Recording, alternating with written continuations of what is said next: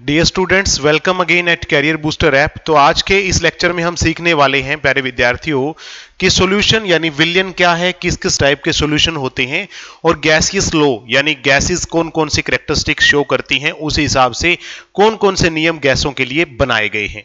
तो लीजिए शुरू करते हैं समय खराब ना करते हुए। सबसे पहले हम ये जान लेते हैं सॉल्यूशन क्या होता है।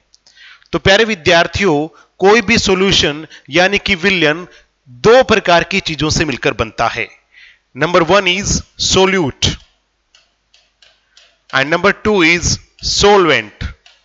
इन दो चीजों से मिलकर के बनता है सॉल्यूशन। सोल्यूट मींस विले और सोलवेंट मींस विलायक। तो दोनों में अंतर क्या है प्यारे विद्यार्थियों? जो कम मात्रा में लिया जाए वो सोल्यूट होता है, जो ज्यादा मात्रा में लिया जाए वो सोलवेंट होता है। कई बच्चे यहां भी कंफ्यूज हो जाते हैं, वो कहते हैं कि सर नमक और पानी में नमक हमेशा सोल्यूट रहता है। नहीं प्यारे विद्यार्थियों, नमक की मात्रा जब पानी से कम हो तभी वो सोल्यूट माना जाएगा। अगर नमक ज्यादा हो और उसमें बूंद भर पानी मिला दिया जाए तो फिर पानी सोल्यूट माना जाएगा। ये आपने ध्यान से समझना है और इसको नोट करना है। सोल्यूट क्या है? The substance present in lesser amount. जो पदार्थ कम मात्रा में होता है, लेसर अमाउंट यानी कम मात्रा में होता है, उस पदार्थ को हम बोलते हैं solute. And the substance present in greater amount, उसे हम बोलते हैं solvent. The substance present in greater amount, ज्यादा मात्रा में हो। किस में हो ज्यादा मात्रा में? In solution. किसी भी सॉल्यूशन में जो ज्यादा मात्रा में होता है उसे हम बोलते हैं सोलवेंट। जैसे यहां पर पानी के अंदर चीनी मिलाई जा रही है, चीनी कम है तो चीनी यहां पर सोल्यूट है यानी विले है, और पानी यहां पर सोलवेंट है यानी कि विलायक है। तो ये चीजें हैं कुछ जो आपको ध्यान रखनी जरूरी है कि सॉल्यूशन हम किसे कहते हैं। उसके बाद बात आती है विले और विलायक। जैसा मैंने आपको बता दिया, सोल्यूट मींस क्या होता है? लेस क्वांटिटी में हो, जो कम मात्रा में हो। और सोलवेंट मींस क्या होता है प्यारे विद्यार्थियों? ग्रेटर क्वांटिटी में हो, जो ज्यादा मात्रा में हो उसे हम क्या बोलते हैं? सोलवेंट बोलते हैं। कम मात्रा में जो चीज ली जाए वो क्या होगी? सोल्यूट। और ज्यादा मात्रा में ली जाए कोई चीज, वो हो गया हमारा सोलवेंट। तो ये दोनों के अंदर प्यारे विद्यार्थियों मुख्यतः अंतर रहता है। नेक्स्ट है संतृप्त, असंतृप्त और अति संतृप्त विलयन। देखिए, जब कभी भी हम किसी भी सोल्यूट को सोलवेंट के अंदर मिलाते हैं ना, जैसे मान लीजिए आपके पास में पानी है और पानी के अंदर आप चीनी ऐड कर रहे हैं, तो जैसे जैसे आप चीनी इसके अंदर ऐड करते जाएंगे तो पानी के बीच में जो खाली जगह है, जैसे मैंने बताया था कि कोई भी लिक्विड होता है उसके कण थोड़ी दूर दूर होते हैं, तो दूर दूर होने के कारण इनके बीच में जो खाली जगह होती है वहां पर कोई भी चीज ऐड हो सकती है। या हम कहते हैं ना कि ये चीज घुल गई, वो घुली हुई चीज इसकी खाली जगह में चली जाती है, एम्प्टी स्पेस में चली जाती है। तो होता क्या है, तब तक ये जाती रहेगी जब तक ये खाली जगह मौजूद है।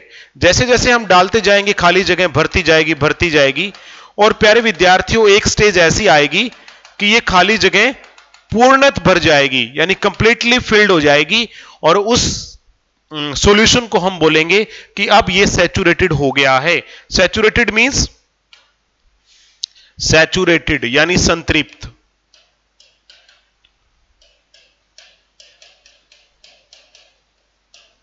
जब किसी विलयन यानी सॉल्यूशन में, जब किसी विलयन, विलयन क्या होता है? सॉल्यूशन में और अधिक विले ना घुल पाए, में और अधिक विले, विले क्या होता है? सोल्यूट। और अधिक विले न घुल पाए, सोल्यूट न घुल पाए, ठीक है, उसे क्या बोलते हैं? उसे संतृप्त विलयन कहते हैं। सैचुरेटेड, संतृप्त विलयन, उसे संतृप्त विलयन कहते हैं। सैचुरेटेड सॉल्यूशन, उसे संतृप्त विलयन कहते हैं। अनसैचुरेटेड क्या होता है कि जिसमें अभी भी घुलना विलय का बाकी है और कुछ जगह खाली पड़ी है जिसके अंदर सोल्यूट यानी विलय घुल सकता है, उसे हम बोलते हैं अनसैचुरेटेड। अनसैचुरेटेड, असंतृप्त, वह विलयन असंतृप्त।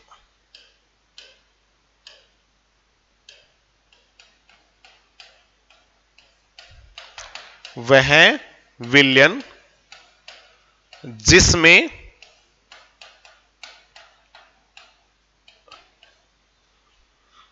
अभी भी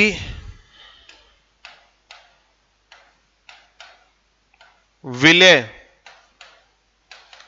घुल सके,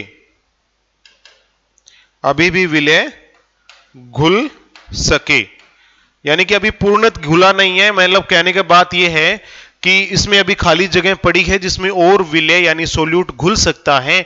ऐसे विलयन को हम बोलते हैं अनसैचुरेटेड। और एक क्या होता है, सुपर सैचुरेटेड। सुपर सैचुरेटेड, अति संतृप्त, अति संतृप्त, अति संतृप्त। यह क्या होता है कि वह विलयन जिसमें संतृप्त से ज्यादा विलय घोलने के लिए डाल दिया गया हो, यानी जितना संतृप्त मतलब इतना विलय डालने के बाद कोई सॉल्यूशन संतृप्त यानी सैचुरेटेड हो जाना चाहिए, उससे ज्यादा विलय अगर किसी पदार्थ में मिला दिया गया हो तो उसे बोलते हैं कि अति संतृप्त हो गया है। अगर विलय की मात्रा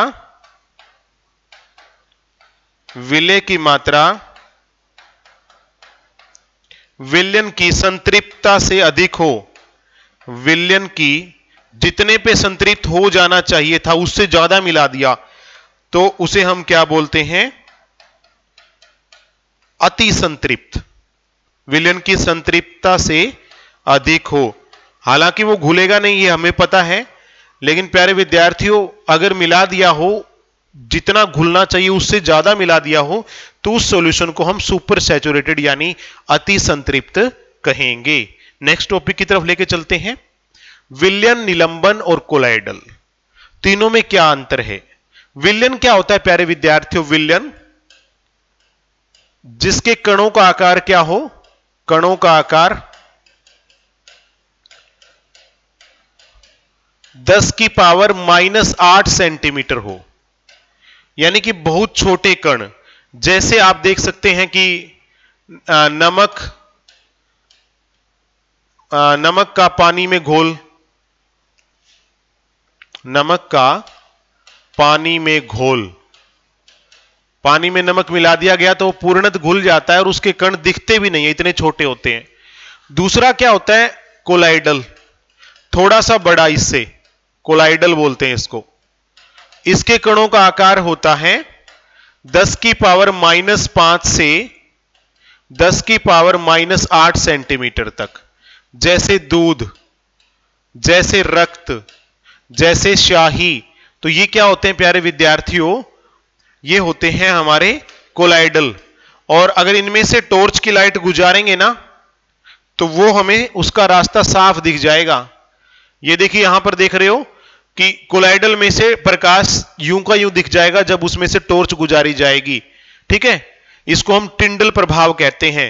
ये टिंडल एक साइंटिस्ट थे, उन्होंने बताया था कि जो कोलाइडल सॉल्यूशन है और दूसरे जो सस्पेंशन है यानी निलंबन है, इनमें से प्रकाश का मार्ग दिख जाता है, तो इस इफेक्ट को टिंडल इफेक्ट कहा था।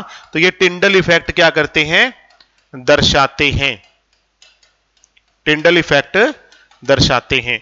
तीसरे नंबर पर जो सबसे बड़े कण आते हैं उन्हें हम बोलते हैं निलंबन। इनको इंग्लिश में भी मैं लिख देता हूं, इसको बोलते हैं ट्रू सॉल्यूशन, ट्रू सॉल्यूशन। इसको कोलाइडल ही बोलते हैं और इसको बोलते हैं सस्पेंशन।